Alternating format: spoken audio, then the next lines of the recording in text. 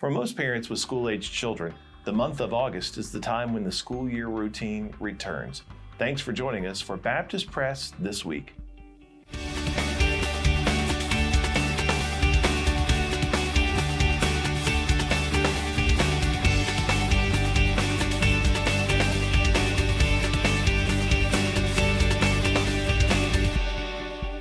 Today we have Chuck Peters with us. Chuck is the director of Lifeway Kids.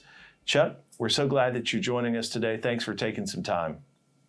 I'm so glad to be with you, Brandon. Thank you. Well, I tell you, I think we've got to start by asking you to tell us a little bit about where you are right at this moment. So I am in the studio at Lifeway headquarters. We produce a lot of videos in the Lifeway Kids area, close to 2,000 videos a year. Wow. For content that goes into our curriculum that we use at our summer camps and vacation Bible school and training videos that we make. So the studio is a place where we spend quite a bit of time. It's great to be with you here from Nashville at Lifeway headquarters. Yeah, awesome. Well, thanks for letting us come behind the scenes and join you today. So listen, we want to talk to you about advice that you give parents as they disciple their children. But first, we want to think about children's ministry. Obviously, we know the last few years have been very challenging. Maybe we're beginning to see things straighten out and get back sort of the way they were. What are challenges that church ministries are facing right now? Yeah, one of the biggest challenges that kids ministers, preschool kids, and I would even say student leaders as well in the middle school and high school space has been the impact that the pandemic has had on volunteers. We know that kids ministry lives and dies on the help that we have, and that's volunteer help. And so the pandemic set us back where we had a lot of volunteers, either who maybe were older people who were high risk. And so they were inclined to step away during COVID and maybe not come back as quickly as younger leaders who are lower risk. But some leaders just took it as a break, which turned into an opportunity to step out of service. And so we're in a season, and we've been in one, will continue to be, where churches are looking to identify and onboard a new batch of volunteers to serve in ministry. And a lot of them have to be recruited as first-time helpers, not long-time legacy helpers. So there are challenges around how to effectively recruit those volunteers. And the truth is, the needs of the church are changing and have changed from what they used to be.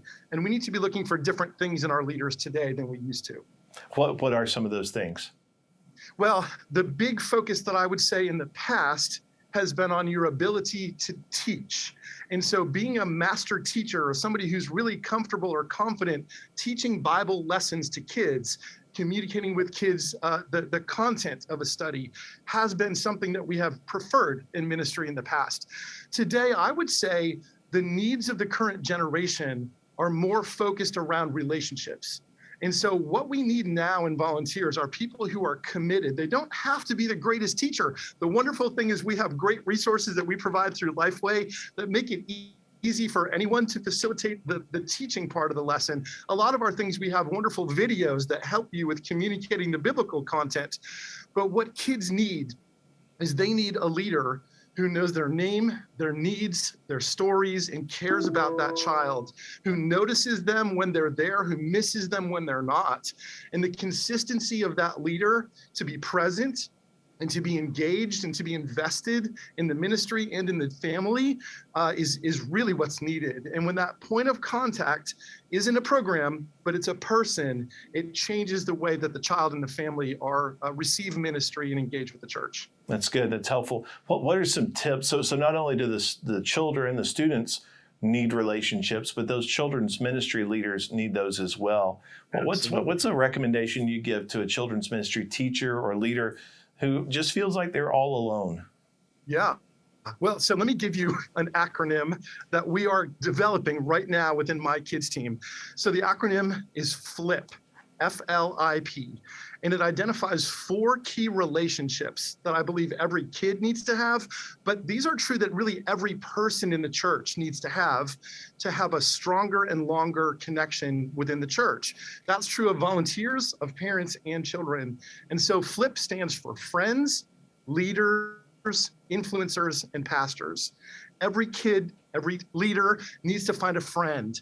And so we need to schedule our time and orient our ministries, not just around sitting still and facing forward and listening quietly, but we need to sit in circles, not rows. Circles are better than rows. We can see each other's eyes. We can have conversation and engagement.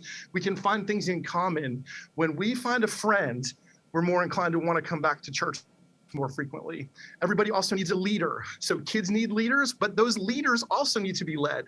We need one person who cares that we're there, who knows our name, our need, our story, our concerns, who prays for us, and who's invested in us. That's not just true for children. The leaders of those kids need to know that we, as the church level leader, love our volunteers and that we're leading them well. We also need other influencers.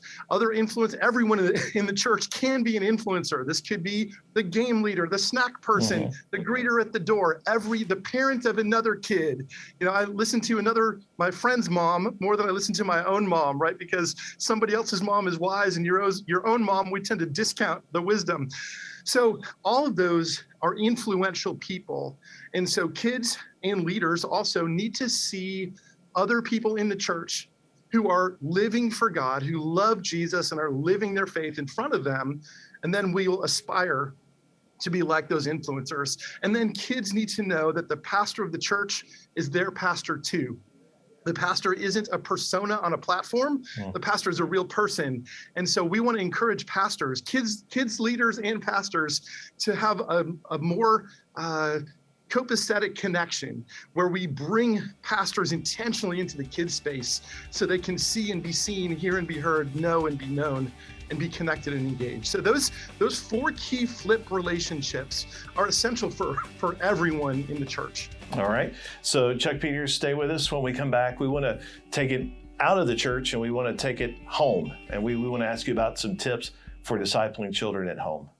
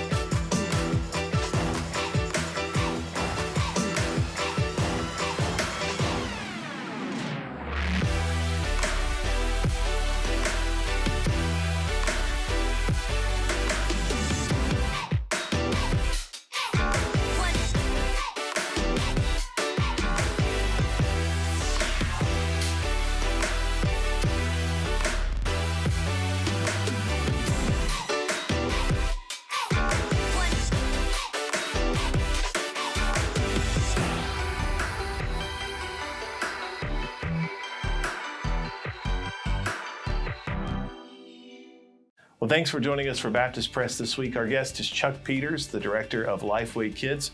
Chuck, let's talk a little bit about discipling children in the home. Now, what are some basic principles that you think every parent should know? Yeah, well, first of all, we as the church need to remember that kids ministry isn't contained to the children's hour of Sunday school or children's church. Our role is to minister to the whole family, which includes what happens at church and at home. So parents in our culture are oriented towards an outsourcing mentality with their kids. If I want my kid to learn math, I hire a tutor. If I want them to learn piano, I get a teacher. If I want them to be better at soccer, I hire a trainer. And so what follows in regards to their desire for their kids to have a close walk with the Lord is they look to the church and they say, well, this is not something I know how to do. Let's assign that to the church. And they drop their children off and hope that they come back having been trained up in the faith. Well, we know Deuteronomy 6, the Shema, that really discipleship is intended to happen in the family. It's that parents should walk with their children in ways that they talk. There's walking and talking. That's a part of discipleship. Yeah. And the home is where that should happen. And so we have a generation of parents, however, who feel inadequate and ill-equipped to disciple their own kids. So they're looking to us. What that means for us is we as the church need to partner well with families. Parents need to be encouraged. They need to be coached. They need training. They need to be equipped. They're welcome to those things, but we often as the church have relegated our ministries to spaces and places. Ministry happens at the church on Sunday at 8:30 and 11. And if you miss that moment, you miss the ministry. The truth is we have to, more than ever, take our ministries outside the walls of the church and bring them into the home. So from a practical point of view, we need to take extra steps to equip parents with encouragement and with coaching. Simple little discussion sheets that we can send home with them. Maybe a text reminder that we can send out to our parents that would say, here's what we talked about today. Here's one simple takeaway of the day that your kids learned. And here's 2 or 3 questions that you can talk about in the car on your way home or around the dinner table. Now, we do all of that. That's provided within the curriculum that we create as Lifeway Kids. But for the church leader, we as the church need to make sure we're taking the extra step to come alongside, right? That's the word paraclete, is to come alongside. We need to come alongside families and realize that the home needs the support of the church. Okay. And so where can folks find those resources, more information about Lifeway Kids? Yeah, well, we currently provide 3 ongoing, we call them ongoing because they're never ending, curriculum resources. The best place where someone can go to see, show, share, and compare those resources is at teachkids.lifeway.com. Teachkids.lifeway.com lets you see the study plans for our 3 curriculum lines. They're the Gospel Project, Bible Studies for Life, and Explore the Bible Kids. Another great place to go that's really easy to remember is lifeway.com/kids. That's where you find our weekly podcast. I host that every Thursday. We have new episodes of the Kids Ministry 101 podcast. So if you're not getting enough of my voice, you can listen to me every Thursday. It's where we have our blog. And of course, it's easy to connect with us on Facebook or Instagram. Find Lifeway Kids and click follow, and we'll push all these things to you, that including encouragement and ideas about how you can connect well with families. Well, Chuck, we sure appreciate your time, your tips, and encouragement today. Thank you so much for the work you're doing, the resources that you all are putting out at Lifeway Kids. Thank you for the opportunity. We live to encourage the church. So we are thrilled. I'm thrilled for the opportunity to be enthusiastic about what we do in kids ministry, to serve the Lord and equip the church. Thanks for watching Baptist Press this week. Please make sure to subscribe to our Baptist Press YouTube channel, then click over to baptistpress.com. While you're there, make sure to sign up for our afternoon and morning emails so you can receive the latest from Baptist Press every day.